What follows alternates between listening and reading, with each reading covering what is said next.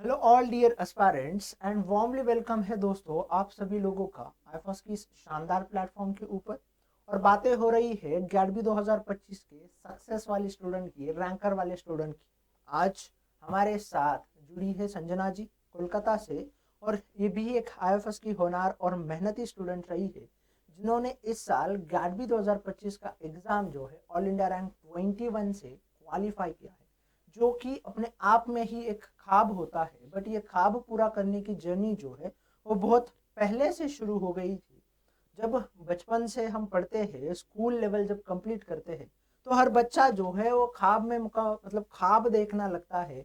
चाहे वो हो सिविल सर्विसेज के अच्छे आईआईटी में इंजीनियरिंग करने के, या एम्स जैसे बड़े इंस्टीट्यूट में जाके मेडिकल का सपना। बट हमें सभी को पता है कि जो कॉम्पिटिशन्स हम देख रहे हैं उन सेक्टर्स में, तो हर किसी का सपना वो पूरा होना जो है लगभग नामुमकिन है और ना के बराबर देखने को मिलता है। फिर वैसे ही सपने हर कोई देखता है। हमारी जो संजना जी है, उन्होंने भी सपना देखा है कि रिसर्च में अच्छा करने का।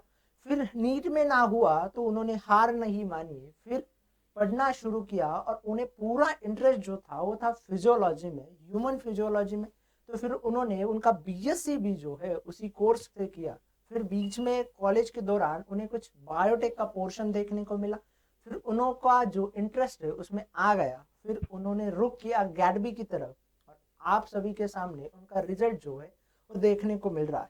अब ये ख्वाब जो पूरा करने के लिए उन्होंने मेहनत लिया होगा, डेडिकेशन किया होगा, तो जानते हैं उनकी जर्नी को उनके थ्रू कि क्या रही थी उनकी जर्नी इस एग्जाम के इतने रैंक तक की। तो हेलो, Hi, sir. थोड़ा अपने बारे में हमें इंट्रोड्यूस कीजिए। Hello, everyone. My name is Sanjana Mahato.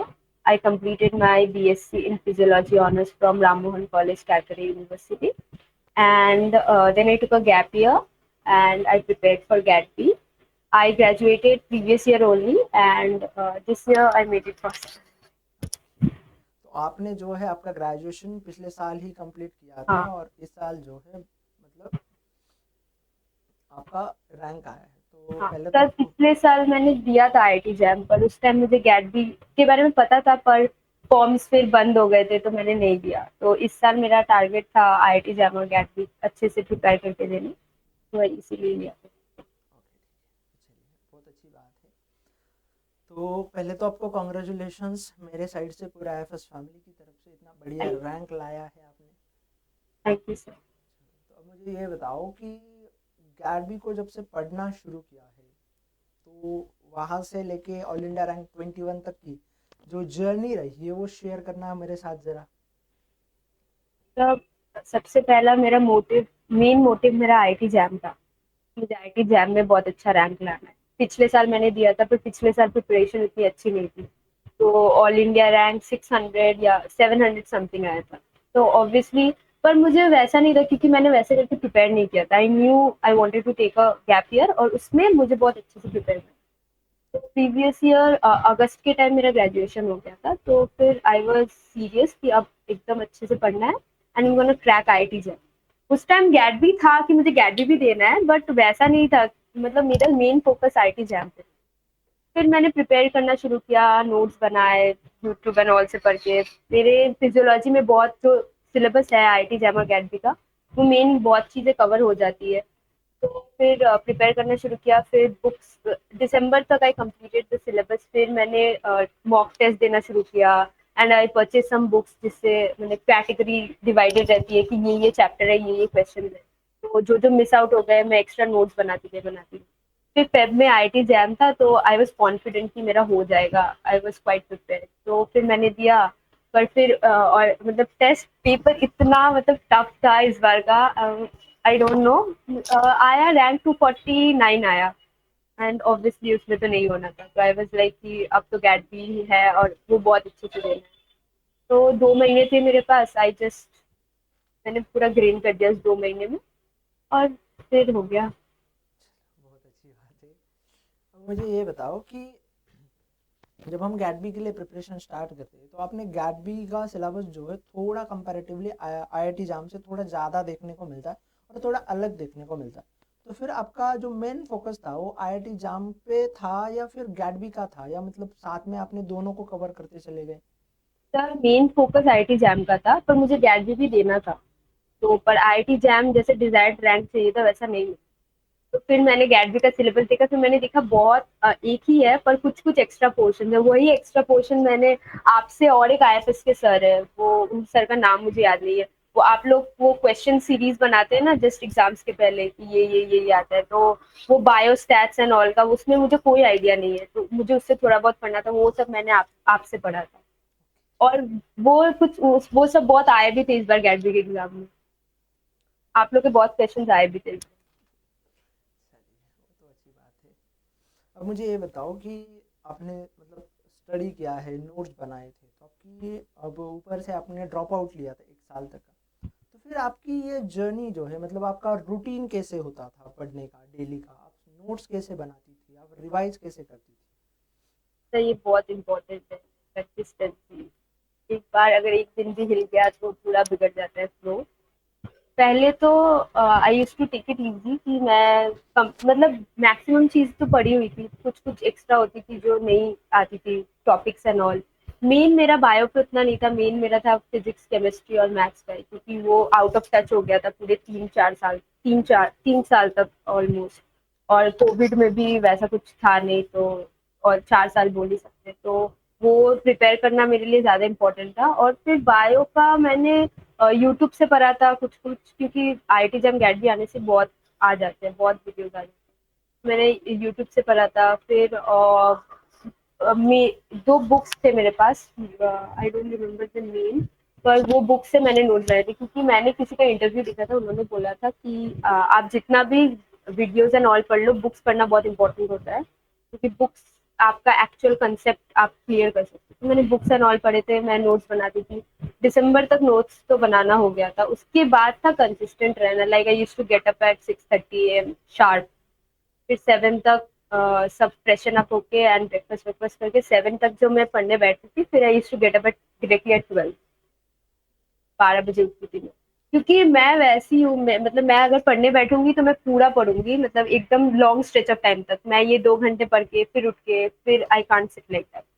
तो मैं एकदम लॉन्ग स्ट्रेच ऑफ टाइम के लिए पढ़ती हूँ। उसके बाद लंच एंड ऑल, फिर वही 3 बजे से पढ़ना, 3 से 7 ये पढ़ने का टाइम होता था। फिर 9 बजे से अगर सॉल्व एंड ऑल हुआ, मैथ्स एंड ऑल, बायो, वो सब सॉल्व करती थी, क्योंकि रात को लर्न एंड ऑल तो होता नहीं था। यही रूटीन रहता था, यही कंसिस्टेंटली फॉलो किया मैंने लास्ट 6 मंथ। अगर आप सही में कंसिस्टेंटली फॉलो करोगे तो हो जाएगा, बस कंसिस्टेंट रहना। और ओके, तो कंसिस्टेंस अगर आप रहते हो और आप हाँ, जेन्युइनली पढ़ते हो, तो आप जो है फॉलो कर लोगे और आराम से क्रैक भी हो जाएगा। फिर चलिए, अच्छी आराम बात से है। आराम से। तो बहुत अच्छी बात बताई आपने पढ़ाई। अब मैं थोड़ा आगे बढ़ता हूँ और मुझे ये बताओ कि एग्ज़ाम हॉल में आपने 100 में से 60 सवाल जो सेक्शन बी के लिए बहुत ज़रूरी है और बहुत अहम है, उनको कैसे ढूंढा? सर इस कंपेरेटिवली इस बार क्वेश्चंस बहुत इजी आया था। आई डोंट नो कि मैंने इतना पढ़ लिया है या पता नहीं, पर इस बार स्पेशली पार्ट बी के बहुत इजी क्वेश्चन थे। लाइक 100 में से 60 क्वेश्चंस ढूंढना उतना मुश्किल नहीं था इस बार।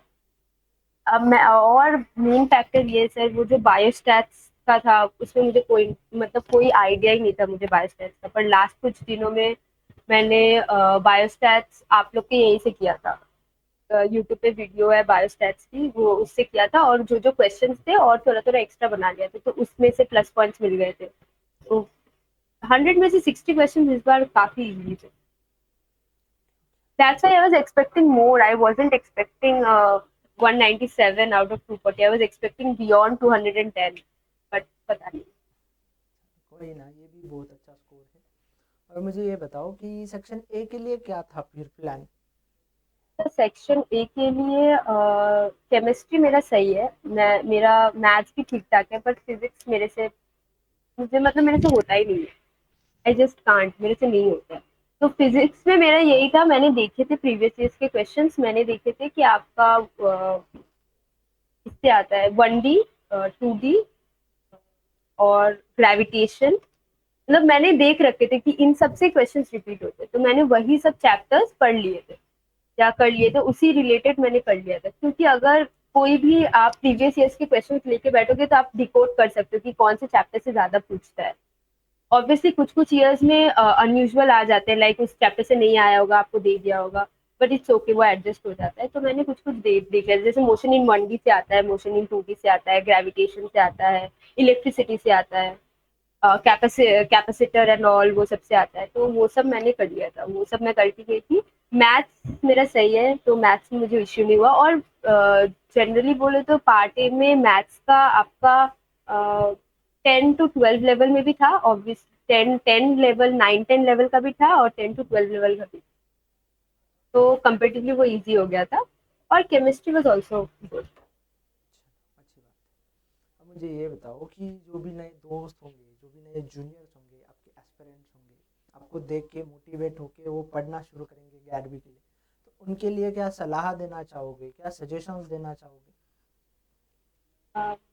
जब आपको पता चलता है इस एग्जाम के बारे में, आई हैव एक्सपीरियंसेस, बहुत कंफ्यूज रहते हो, क्योंकि कोई होता नहीं है बोलने के लिए। स्पेशली मेरे कॉलेज में दिया था किन्होंने, पर वो काफी इयर्स आगे पास आउट हो गई थी, तो मतलब मुझे समझ ही नहीं आ रहा था मैं कहाँ से शुरू करूँ, क्या करूँ। मुझे देना था इतना पता था, पर तो सबसे पहले आप लोगों को सिलेबस लेके बैठना है। It's the foremost important thing. आपको देखना है कि आप जो डिग्री कर रहे हैं बैचलर्स की, उसके साथ क्या क्या मेजोरिटी आपका मैच करता है। फिर आपका इनफैक्ट सिलेबस कितना अच्छा चीज है, वहाँ पे सब डिटेल्स में दिया रहता है कि ये पार्ट है। तो जो जो पार्ट आपका कवर नहीं हुआ है, आप यूट्यूब पे जाओ, इतने अच्छे अच्छे कोर्सेज है, इतने अच्छे अच्छे ये है, सब में आपको मिल जाएगा। पर उतना इनफ नहीं होता है, मुझे लगता था उतना इनफ हो जाएगा, पर उतना इनफ नहीं होता है। आपको और नोट्स बनाने पड़ेंगे, because there is no limit. हर एक टॉपिक के अंदर से बहुत क्वेश्चन आ सकते हैं। तो फिर आई सजेस्ट, जो मैंने किया था कि मैंने आप लोग के वो बुक्स खरीद लिए थे, प्रैक्टिस बुक्स एंड ऑल। और फिर मैंने कुछ मॉक टेस्ट दिया था। वो आप लोग का यहाँ का मॉक टेस्ट पिछले साल दिया था मैंने, जब मैंने पिछले साल आईआईटी जब दिया था तब दिया था। इस बार मैंने आप लोगों के बुक्स परचेज किए थे। तो बुक्स जब आप क्वेश्चन सॉल्व करोगे तो आपको पता चलेगा कि और भी बहुत क्वेश्चंस आ सकते हैं। मतलब हर एक डिटेल से और एक मतलब चीज मिल सकता है, और इन्फो मिल सकता है। तो वैसे क्वेश्चन सॉर्ट आउट करते करते आपको और इन्फो मिलता जाएगा, एंड फिर वो हो जाएगा। बस एक ही चीज है, कंसिस्टेंट रहना है। अगर आप कंसिस्टेंट नहीं रहे, अगर आप मतलब एक दिन अगर आपका ऐसे हो गया, उसके बाद से अगर आप भटक ही गए, तो फिर नहीं होने वाला। अगर आप कंसिस्टेंट रह के कर लोगे तो हो जाएगा, आराम से हो जाएगा। चलिए, तो thank you so much for sharing your experience and your journey with us, and आपको बहुत सारी शुभकामनाएं मेरी तरफ से, पूरे एफएस फैमिली की तरफ से, कि आपका फ्यूचर जो है बहुत ब्राइट हो।